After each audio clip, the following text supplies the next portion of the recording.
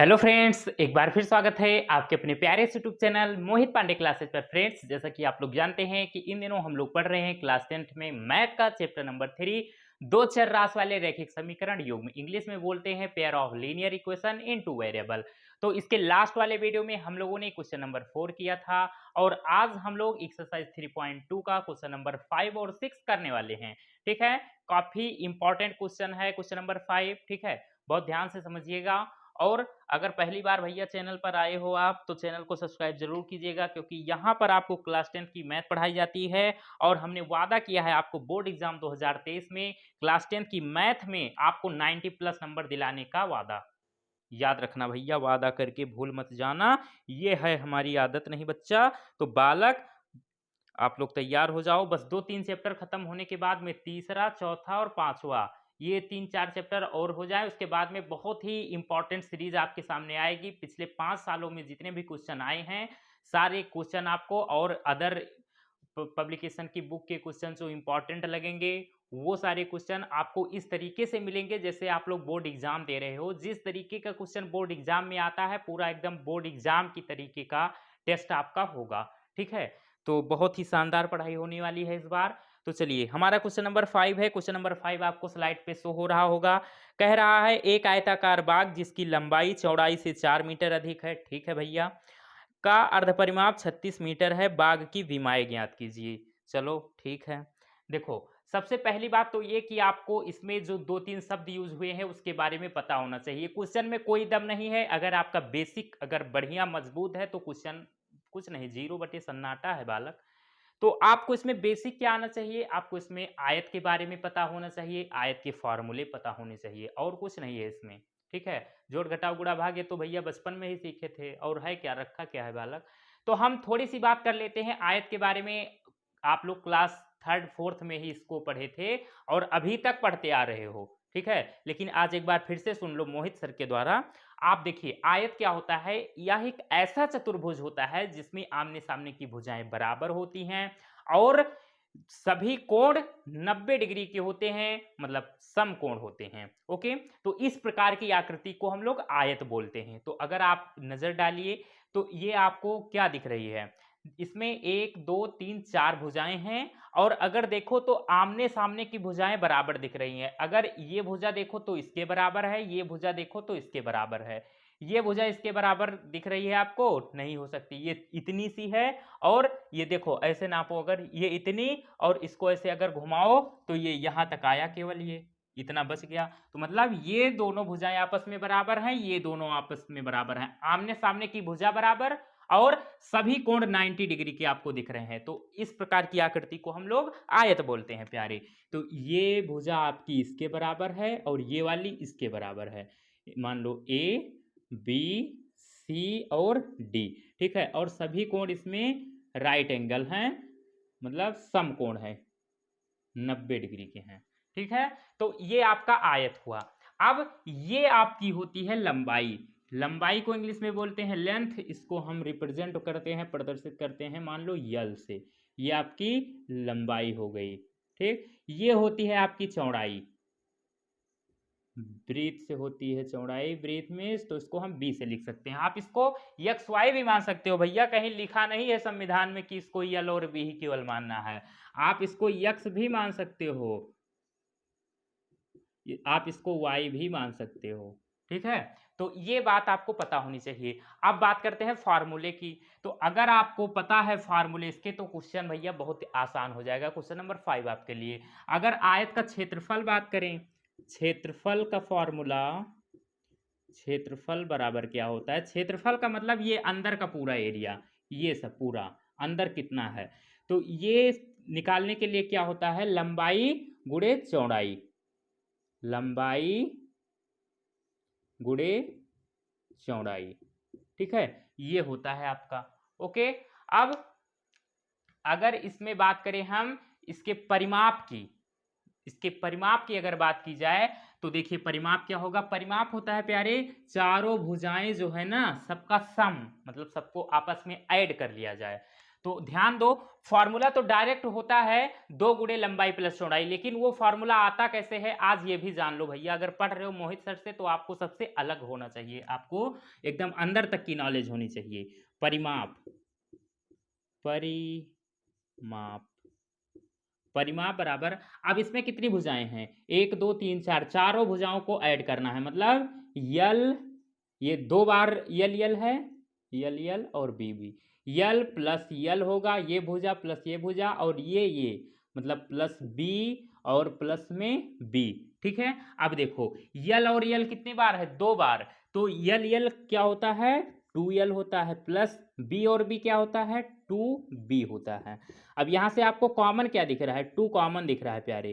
ठीक है, तो 2 जब कॉमन लेंगे तो अंदर बचेगा यल, यहाँ से 2 कॉमन हो गया, अब बचा b। तो ये फॉर्मूला होता है प्यारे परिमाप का। ठीक है, कैसे निकलता है आपको पता चला, इस तरीके से, और डायरेक्ट आप लोग रट के बैठे हैं, आयत का परिमाप बराबर 2 गुणे लंबाई प्लस चौड़ाई। ठीक है, तो इस तरीके से फार्मूला निकलता है प्यारे। तो अगर इसका स्क्रीनशॉट लेना चाहो तो ले सकते हो आप लोग, ले लिया।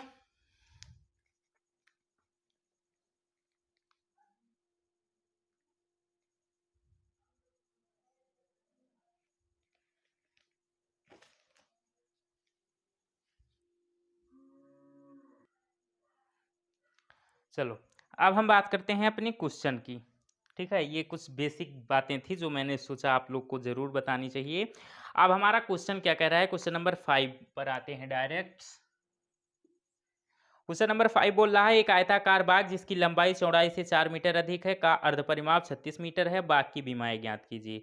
ठीक है, चलिए, तो हमें क्या दे रखा है, एक आयताकार बाग की लंबाई जिसकी और चौड़ाई। तो देखो प्यारे, हमें इसमें लंबाई और चौड़ाई तो पता नहीं है, तो गणित में भैया, गणित में प्यारे जो चीज हमें नहीं पता रहती हम उसको मान लेते हैं। तो आप लिखेंगे माना, माना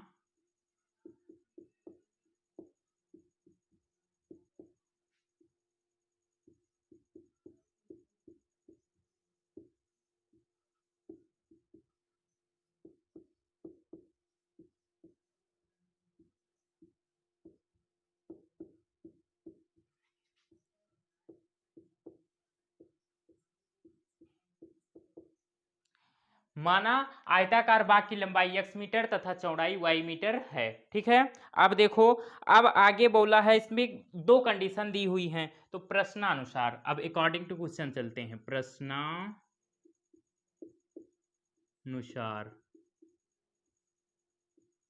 प्रश्नानुसार में फर्स्ट शर्त की अगर बात करें तो फर्स्ट शर्त हमारी क्या कह रही है कि एक आयताकार बाग जिसकी लंबाई चौड़ाई से 4 मीटर अधिक है, लंबाई हमने कितनी मानी है x, चौड़ाई कितनी मानी है y।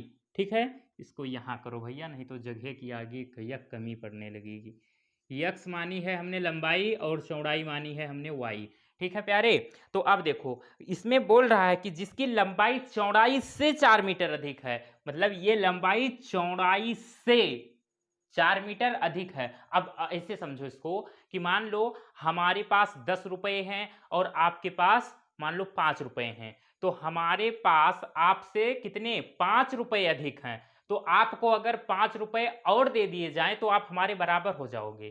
तो ये देखो, ये इनसे जो लंबाई है वो चौड़ाई से कितनी 4 मीटर अधिक है, जो लंबाई है वो चौड़ाई से 4 मीटर अधिक है, 4 मीटर अधिक है ये चौड़ाई से लंबाई। ठीक है, तो अगर इसमें 4 मीटर और अगर ऐड कर दें तो इसके ये बराबर हो जाएगा। तो ध्यान दो, अगर इसमें y + 4 कर दें तो ये इसके बराबर हो जाएगा कि नहीं हो जाएगा, बिल्कुल हो जाएगा। जैसे हमारे पास 10 रुपए हैं, आपके पास 5 रुपए हैं। ठीक है, और हमारे पास तो अब आपसे 5 ज्यादा है, तो अगर आपको 5 रुपए और कोई लाके दे दे तो आप हमारे बराबर हो जाओगे। ठीक है, उसी प्रकार ये जो लंबाई है वो चौड़ाई से 4 मीटर अधिक है, तो अगर चौड़ाई में अगर 4 हम और ऐड कर दें तो वो लंबाई के बराबर हो जाएगा कि नहीं, बिल्कुल हो जाएगा, इसलिए बीच में बराबर का साइन लगा दिया हमने।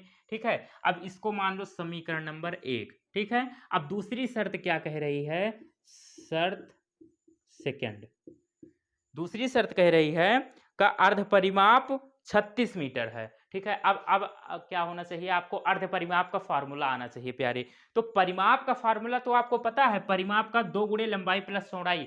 अर्ध परिमाप का मतलब होता है, अर्ध का मतलब होता है आधा, और किसी भी चीज का अगर आधा निकालना हो आपको तो आप क्या करते हो, हमेशा 2 से भाग करते हो प्यारे। अगर आपसे पूछा जाए 10 का आधा तो 2 से भाग करोगे, 2 पंचे 10, 10 का आधा 5। अगर आपसे पूछा जाए 100 का आधा बताओ तो 2 से भाग करते हो, 50 आता है। ठीक, तो अब परिमाप का आधा क्या होगा, तो परिमाप का जो फॉर्मूला है उसमें अगर आपको उसका आधा निकालना है तो 2 से भाग कर दो। अब हम जानते हैं कि ये परिमाप बराबर 2 गुणे लंबाई प्लस चौड़ाई होता है। अगर 2 गुणे लंबाई प्लस चौड़ाई में अगर हम 2 का भाग कर दें तो हमें अर्ध परिमाप का फार्मूला मिल जाएगा बालक। तो 2 से 2 कैंसिल, तो हमें मिला क्या, हमें मिला यल प्लस बी। मतलब जो आपका आयत होता है, आयत के अर्ध परिमाप का फार्मूला होता है लंबाई प्लस चौड़ाई। ठीक है, तो हम जानते हैं अर्ध परिमाप का फार्मूला क्या, चूंकि अर्ध परिमाप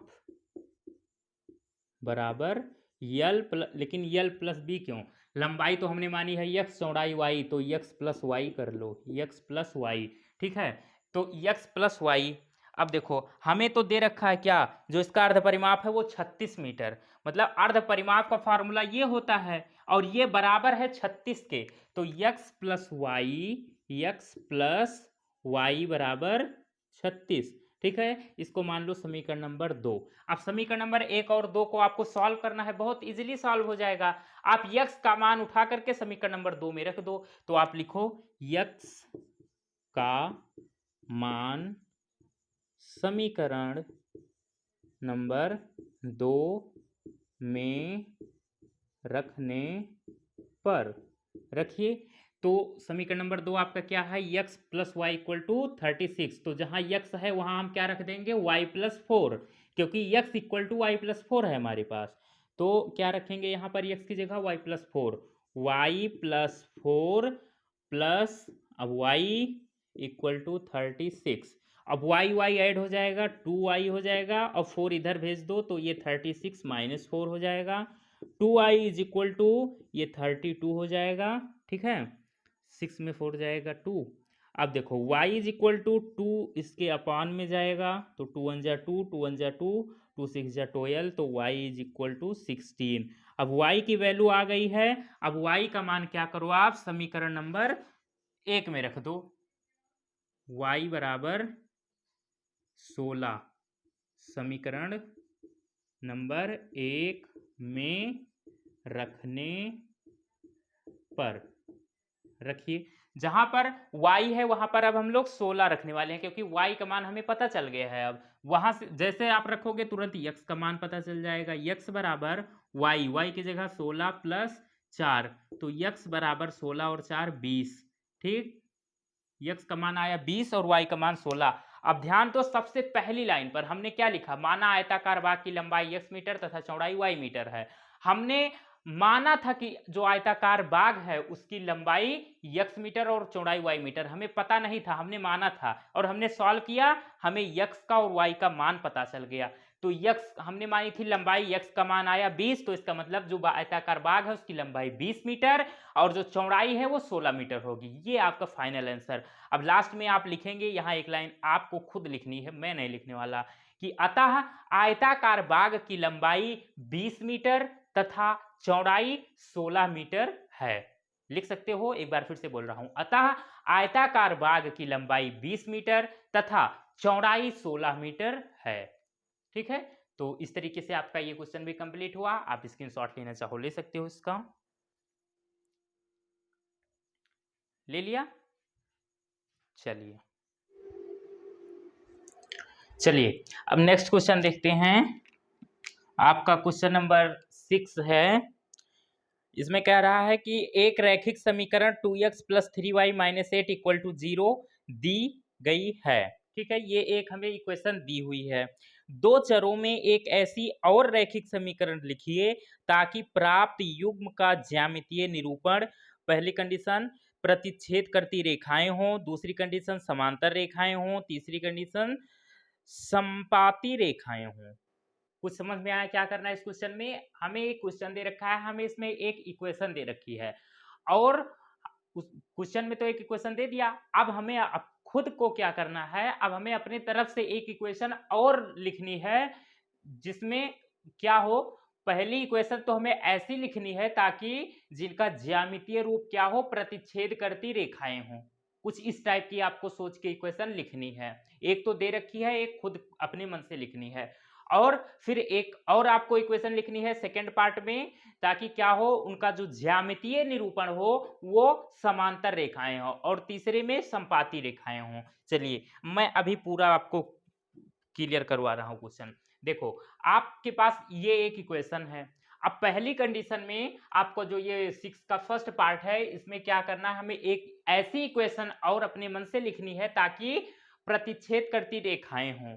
ओके, तो देखो हम जानते हैं कि अगर a1 upon a2 does not equal to b1 upon b2 होता है तो उनका ज्यामितीय निरूपण जो आपकी दो रैखिक समीकरण का युग्म होता है, उनका अगर हम ग्राफ बनाते हैं तो वो क्या होती हैं, प्रतिच्छेद करती रेखाएं होती हैं, मतलब एक दूसरे को प्रतिच्छेद करती है। प्रतिच्छेद करने का मतलब होता है प्यारे काटना, कहीं ना कहीं एक दूसरे को काटेंगी जरूर।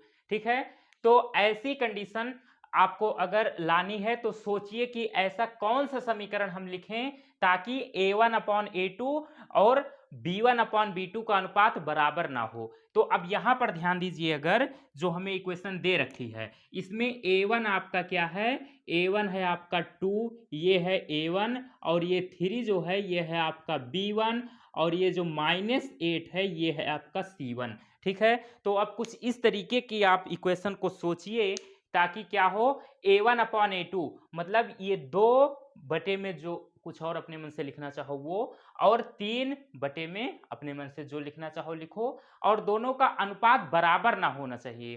ठीक है, तो हम अब ये क्वेश्चन ऐसा क्वेश्चन है जिसमें जितने लोग होंगे, जितने टीचर होंगे या जितने स्टूडेंट, सबका अलग अलग आंसर आ सकता है। ठीक है, इसका कोई फिक्स आंसर नहीं है। ठीक है, क्योंकि सबका सोचने का तरीका अलग अलग। तो हम लिखते हैं ये 2x प्लस 3y माइनस 8 है। तो ये फर्स्ट में तो आप क्या करिए, इस ये इक्वेशन है, अब ऐसा कोई इसमें इक्वेशन लिख दो जिनमें ये डिजिट ना आ रही हो, 2 3 8 ना आए, मतलब 2x की जगह 3x लिख दो या 3x की जगह 5x 10x 5, जो आपकी इच्छा हो। इसी इक्वेशन को बदल के अपने मन से लिख दो और फिर चेक करोगे अगर तो यही कंडीशन आपको मिलेगी। चलो तो यहाँ 2x है तो यहाँ हम क्या कर दें, यहाँ हम 3x लिख दें, 3x प्लस, अब जहां 3y है यहाँ क्या लिख दें, 2y 5y, जो आपकी इच्छा हो। यहाँ हम 5y अगर लिख दें, 5y माइनस 8 की जगह आप 2 लिख दो, बराबर में 0 हो गया। यही आपका आंसर है। अब अगर आप चेक करो ये कंडीशन फॉलो हो रही है कि नहीं, तो आपके पास अब 2 समीकरण है। पहली समीकरण तो ये क्वेश्चन में दे रखा था और हमने दूसरा जो पूछा था कि एक समीकरण और लिखिए, तो दूसरा समीकरण हमने ये लिख दिया। अब आप चेक करो ये कंडीशन मिल रही है कि नहीं, a1 अपॉन a2, अगर a1 अपॉन a2 निकालो तो यहां पर ध्यान दो, a1 क्या है 2 और a2 क्या है, a2 होगा जो हमने अपनी तरफ से इक्वेशन लिखी है, तो x के साथ में जो होता है वो a1, तो ये आपका ये हो गया, ये है आपका a1 अपॉन a2। अब चेक करो b1 अपॉन b2 क्या है प्यारे, तो b1 है आपका 3 और b2 है आपका 5। ठीक है, तो आपका 2/3 और 3/5, तो 2/3 और 3/5, क्या आप इसे बराबर कह सकते हो प्यारे? इसे कोई अंधा भी नहीं कहेगा कि ये बराबर है, ये कभी बराबर नहीं हो सकता। 2/3 और 3/5 कभी बराबर नहीं हो सकता। तो बस आपको मिल गया सामने, तो यही आपका फाइनल आंसर है। अब सेकंड पार्ट की अगर बात करें तो अब हमें ऐसी इक्वेशन लिखनी है जिसमें समांतर रेखाएं हो, मतलब अगर उनको हम ग्राफ पर दर्शाएं तो समांतर रेखाएं होनी चाहिए। बड़ी गर्मी है भैया, 1 मिनट।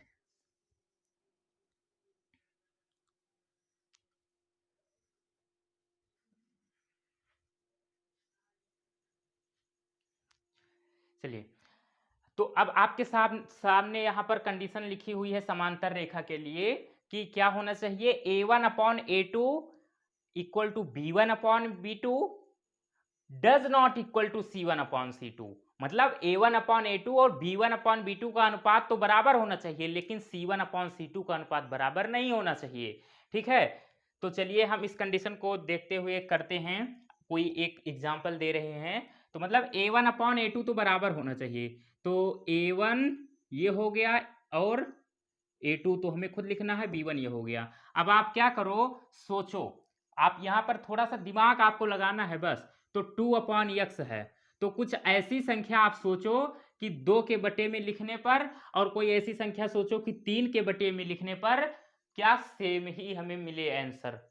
तो अगर 2 के बटे में हम क्या कर दें, 2 के बटे में अगर 4 कर दें तो 2 एकम 2, 2 दूनी 4, 1 बटे 2 मिलेगा। और 3 के बटे में अगर 6 कर दें तो 3 एकम 3, 3 दूनी 6, 1 बटे 2, 1 बटे 2 मिलेगा हमें, ठीक है। और यहाँ पर हमें बदल देना है कुछ, मतलब A1 अपॉन A2 का अनुपात बराबर हो जाएगा, लेकिन C1 अपॉन C2 बराबर नहीं होना चाहिए। यहाँ पर आप अपने मन से कुछ लिख दो, 8 को छोड़ करके और -16 को छोड़ करके, ठीक है। केवल -16 मत लिखना, और जो आपकी इच्छा हो वो लिख दो, बराबर नहीं होगा और कोई भी। तो यहाँ पर हम क्या लिख रहे हैं, एग्जाम्पल दे रहे हैं 4x प्लस 6y माइनस 2 लिख दे रहे हैं इक्वल टू 0। ये हो गया। आप अब इसका भी बहुत सारे आंसर हो सकते हैं, इसका भी और आप क्या लिख सकते हो, 2 अपॉन, इसको लिख सकते हो, एक इसका एग्जांपल और दे सकते हो क्या, कि इसको लिख दो आप 6 लिख दो, अगर 6x और 9y माइनस 5 ये भी लिख सकते हो, ठीक है। यहां भी वही आएगा, 2 1 जा 2, 2 3 जा 6, 1 अपॉन 3, 3 1 जा 3, 3 3 जा 9, 1 अपॉन 3, 1 अपॉन 3 इक्वल आ रहा है, मतलब A1 upon A2, B1 upon B2 बराबर है। लेकिन अगर C1 अपॉन C2 चेक करो तो C1 आपका -8 और upon -5, minus minus cancel, 8 upon 5, 8 upon 5 भैया इन दोनों से बहुत दूर है, कोई रिश्ता नहीं है, दूर दूर तक कोई रिश्ता नहीं। तो देखिए ये भी हो गया। अब लास्ट देखो, समपाती रेखाएं। तो कोई एग्जांपल और आप सोचो, एक इक्वेशन तो हमें दे रखी है, एक अपने मन से हमें लिखनी है, ताकि क्या हो, समपाती रेखाएं हो। समपाती के लिए प्यारे कंडीशन है आपके सामने कि A1 upon A2 is equal to B1 upon B2 equal to C1 upon C2 होना चाहिए, मतलब सभी का अनुपात बराबर होना चाहिए प्यारे। और समपाती रेखा जानते हो कैसे बनती है, एक के ऊपर एक, जैसे ये रेखा गई इसी के ऊपर और आ जाए तो उसको समपाती बोलते हैं प्यारे, ओवरलैप कर जाए। तो सोचिए, तो सोचना इसमें क्या है प्यारे, आप या तो क्या करो, अब इसमें इस तरीके से सोचो कि ऐसी कौन सी संख्या हम ऐसे लिखें अपॉन में 2 3 और -8 के, कि सब एक ही तरीके का मिले सॉल्व करने पर। तो अगर हम इसमें क्या करें, 2 2 जा 4 और 3 3 जा 9, 2 2 जा 4,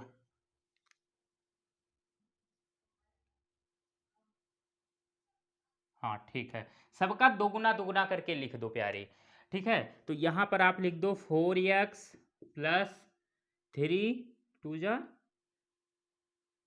6y और माइनस 8 2 जा 16।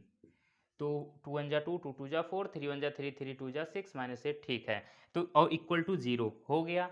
आप और लिख सकते हो, आप क्या लिख दो, 3 3 का मल्टीप्लाई, मतलब आप यहाँ लिख सकते हो 6x और 9y और -24, तो उसमें 1/3 मिलेगा। जैसे चेक कर लो, आप चेक करना चाहो, 2 बटे यहाँ 4, तो 2 एकम 2, 2 दूनी 4, 1 बटे 2 मिला।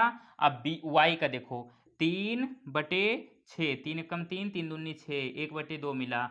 C1 का चेक करो, -8 अपॉन -16, माइनस माइनस कैंसिल, 8 1 जा 8, 8 2 जा 16, 1/2, सब 1 बटे 2, 1 बटे 2, 1 बटे 2 आ रहा है, मतलब सब बराबर हैं। और सबका अनुपात अगर बराबर होता है तो उनका ज्यामितीय निरूपण क्या होता है, समपाती रेखा होती है। इनका अगर ग्राफ बनाएंगे तो ओवरलैप कर जाएंगी लाइंस, ठीक है। तो इस तरीके से आपका 6 नंबर भी कंप्लीट हुआ। पेपर में आने के चांस बहुत कम रहते हैं इस क्वेश्चन के, ठीक है। लेकिन अब था तो हमें पढ़ना है, आपको पढ़ना है और हमें पढ़ाना है प्यारे, ठीक है। तो इसका स्क्रीनशॉट लेना चाहो तो ले सकते हो, मैं साइड हो जा रहा हूँ। ले लिया, चलिए। तो फ्रेंड्स आज का वीडियो हम यहीं तक रखते हैं, आगे का क्वेश्चन नंबर 7 हम लोग नेक्स्ट वीडियो में करेंगे। आज का ये वीडियो आप लोग को कैसा लगा, अगर अच्छा लगा हो तो प्लीज़ लाइक कीजिएगा, और अगर पहली बार हमारे चैनल पर आए तो प्लीज़ हमारे चैनल मोहित पांडे क्लासेस को सब्सक्राइब जरूर कीजिएगा। यहाँ पर आपको क्लास 10th की मैथ पढ़ाई जा रही है, ठीक है। तो हम लोग मिलेंगे नए वीडियो में, तब तक के लिए बाय बाय, सी यू।